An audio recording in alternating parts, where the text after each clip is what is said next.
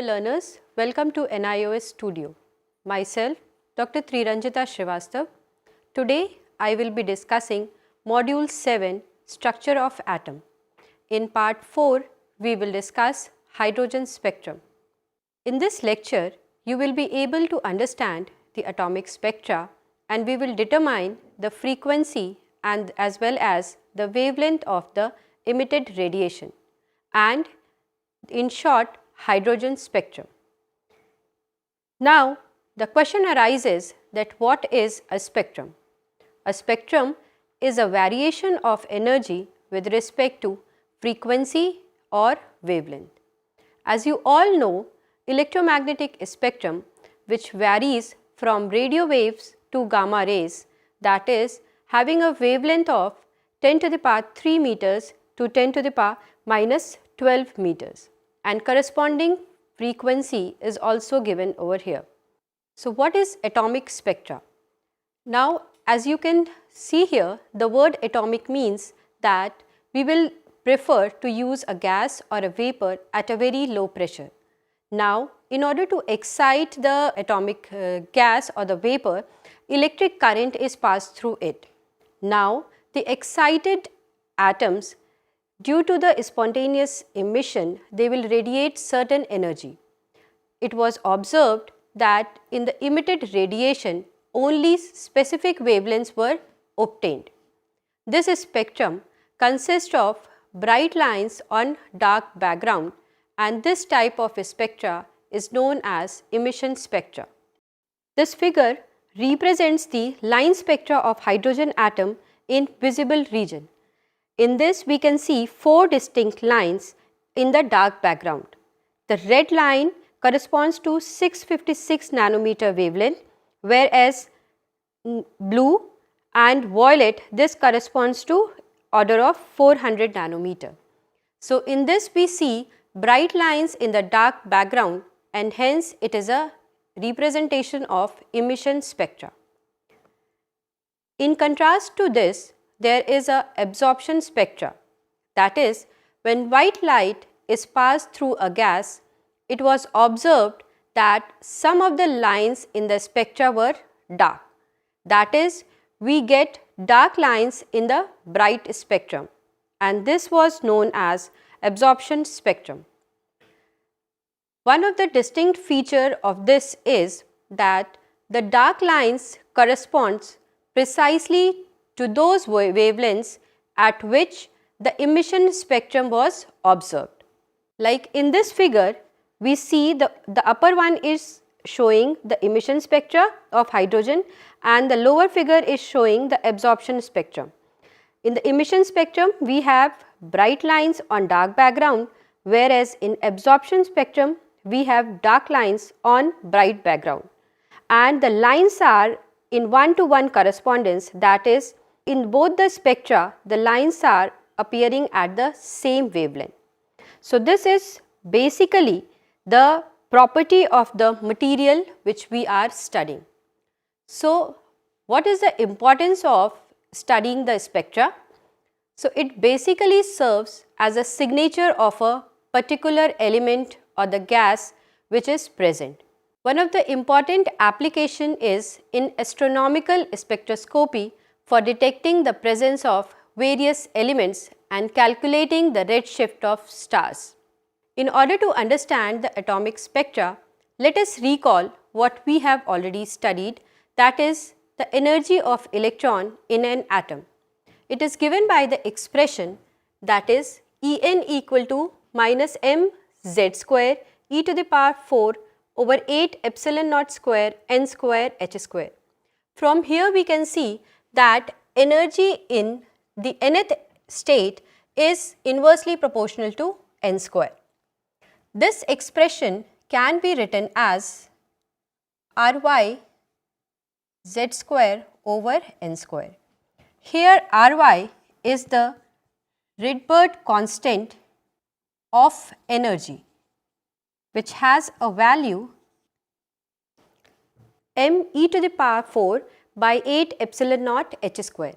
Now, if we substitute the constants, that is the value of m, the value of E epsilon naught and h, the value comes out to be equal to 13.6 electron volt. Now this is a Rydberg constant of energy. In terms of this, the energy gets simplified in a very simple equation, that is En equal to minus Ry z square by n square.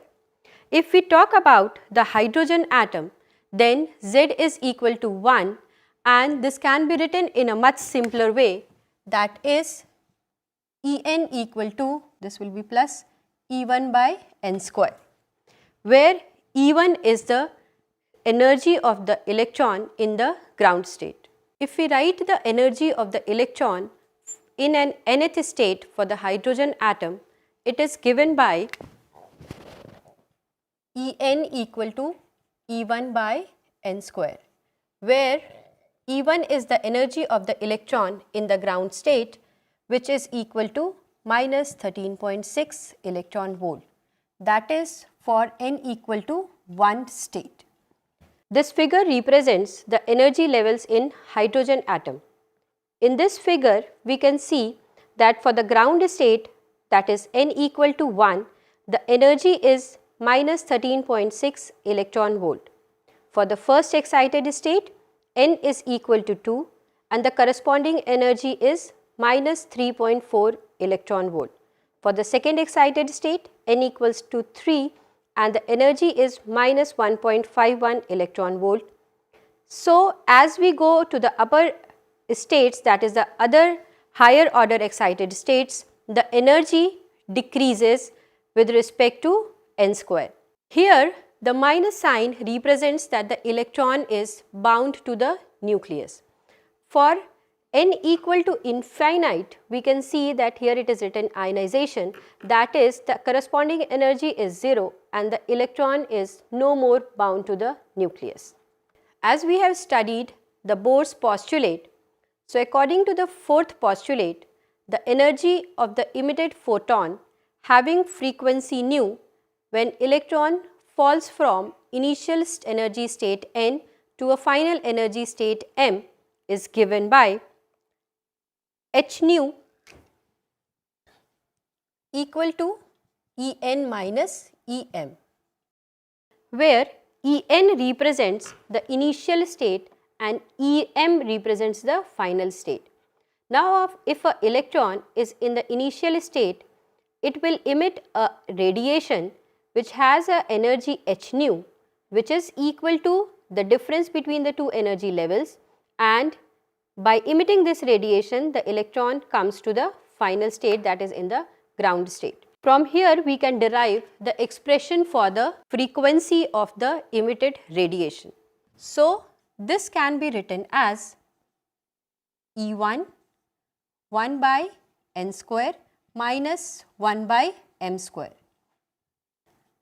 Again further this can be written as 1 by m square minus 1 by n square. Here m is the final state and n is the initial state. Again if we write this expression, so this will come out to be equal to E1 by h 1 by m square minus 1 by n square. As we know that E1 is equal to minus 13.6 for hydrogen atom.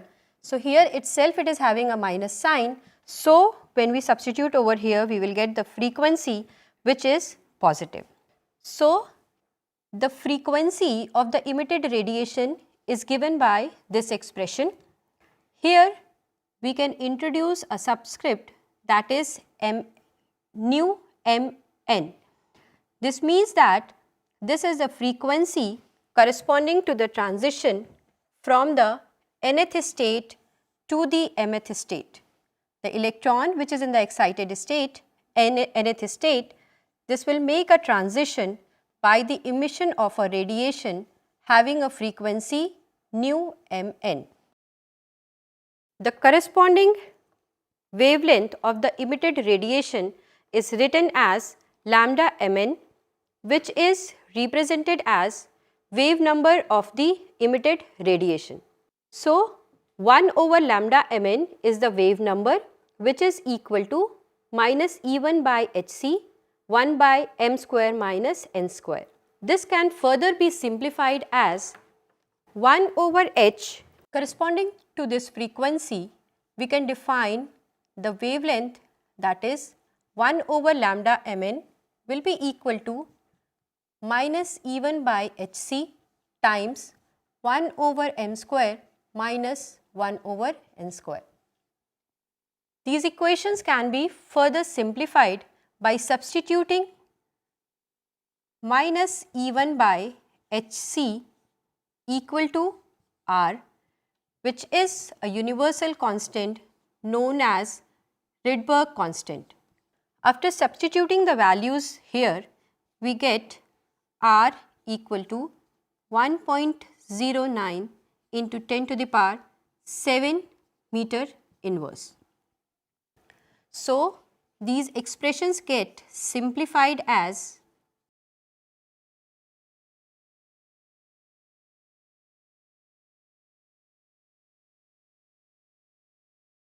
the corresponding frequency is given by nu Mn equal to Rc 1 by m square minus 1 by n square. So, these are the simplified as well as master equations by using which we can very easily determine the frequency as well as the wavelength of the transition lines in the hydrogen atom.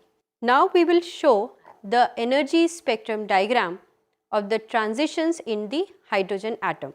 As we have already seen, the energy for ground state, that is n equal to 1, is minus 13.6, for n equal to 2 minus 3.4, n equal to 3 minus 1.5 and so on. Now, there will be transitions from excited state to different states. That is, the first transition will occur from n equal to 2 to n equal to 1, then n equal to 3 to n equal to 1, n equal to 4 to n equal to 1 and so on. Further, we can have transitions from n equal to 3 to n equal to 2, n equal to 4 to n equal to 2, which means that all the transitions for which the final state is same has a particular series. Here it is given as Lyman series, Balmer series, Paschen series, Brackett series. So, these are the different series which are obtained in hydrogen atom. This we will study in detail in the next lecture. So, what we have learnt is in this lecture is atomic spectra. We determined the frequency as well as wavelength of the emitted radiation and studied a little bit of hydrogen spectrum. Thank you.